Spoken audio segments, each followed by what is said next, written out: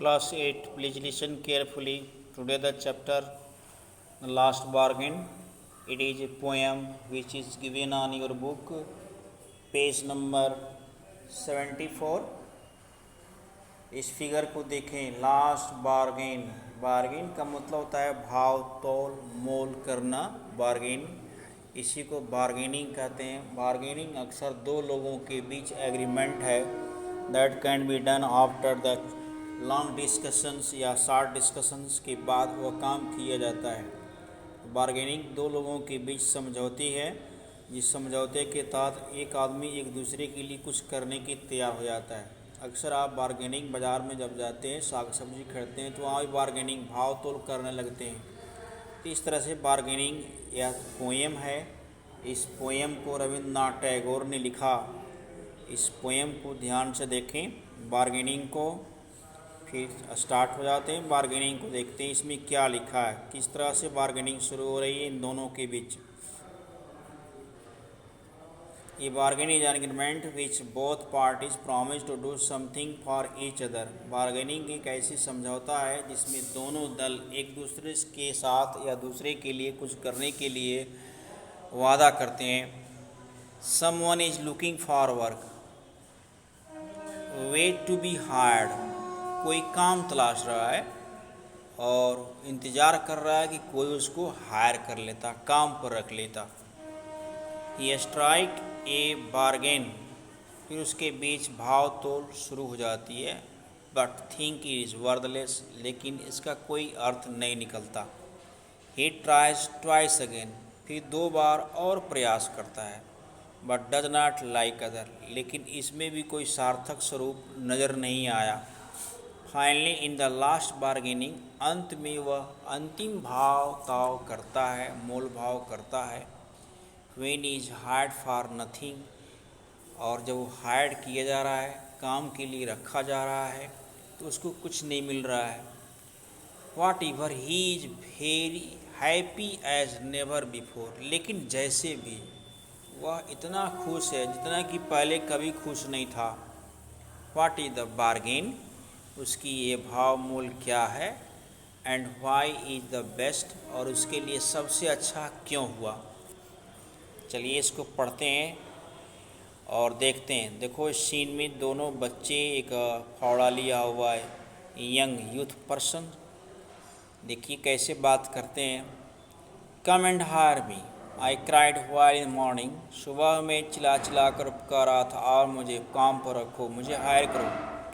I was walking on a stone paved road, मैं पत्थर से भरे हुए रोड पर चल रहा था। Sword in hand king came in chariot, एक राजा अपने रथ पर अपने हाथ में तलवार लिए हुए आया। He held my hand and said, उसने मेरी हाथ पकड़ ली और कही, I will hire you with my power, मैं तुम्हें अपने शक्ति से तुमको हायर कर रहा हूँ, काम पर रखूँगा। But his power counted for not and he went away in his chariot, लेकिन उसकी शक्ति की कोई कंपेयर नहीं हुई, किसी काम का नहीं रहा, और वह फिर अपने रथ पर चला गया। In the heat of mid day the house stood with shut door, दोपहर के समय में गर्मी में घर के सभी दरवाजे बिल्कुल बंद दिखते थे।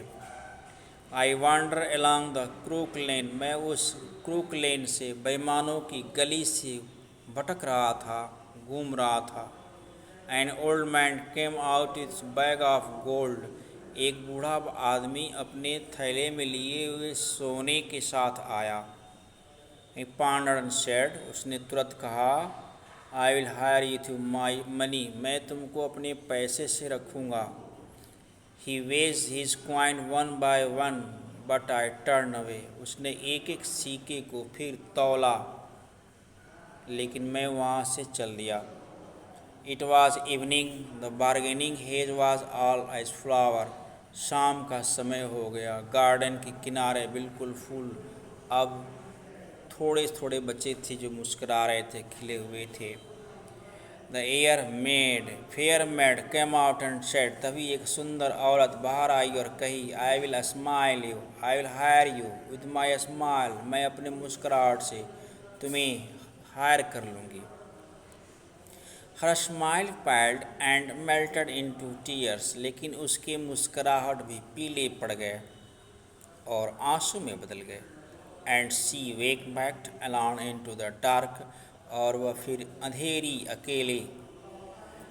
अंधेरे में चली गई। The sun glistened on the sand, बालू पर सूरज का प्रकाश चमक रहा था। And the sea waves broke waywardly, और सागर की तरंग भी काफ़ी आगे की ओर बढ़ते हुए नजर आते थे, अनवर्थ चलते नजर आते थे। Waywardly unworth. A child sat playing with shell, एक बच्चा बैठ कर के सीप के साथ खेल रहा था। He raised his head and seem to know me and said, उसने अपने सर को ऊपर उठाया, लगता था कि वह मुझे जानता है, और उसने कहा, I hire it you nothing, मैं तुमको काम पर रखूँगा, हायर करूँगा, लेकिन इसके बदले कुछ नहीं। फ्रॉम वेंस फॉरवर्ड, और तभी से अनवर्थ और आगे की ओर। That bargain struck in child's play, और इस तरह से भाव ताल मोल भाव बच्चों के खेल के रूप में बदल गया। And made me A free man, और मैं वहाँ से स्वतंत्र व्यक्ति के रूप में उभर गया। इस तरह से ये रविन्द्रनाथ टैगोर की लिखी हुई पंक्ति, ये पोएम द बार्गेनिंग फिनिश होती है। और बार्गेनिंग की हिंदी और इंग्लिश दोनों दोहराएंगे, और इसकी हिंदी इंग्लिश लिख कर पोस्ट करेंगे।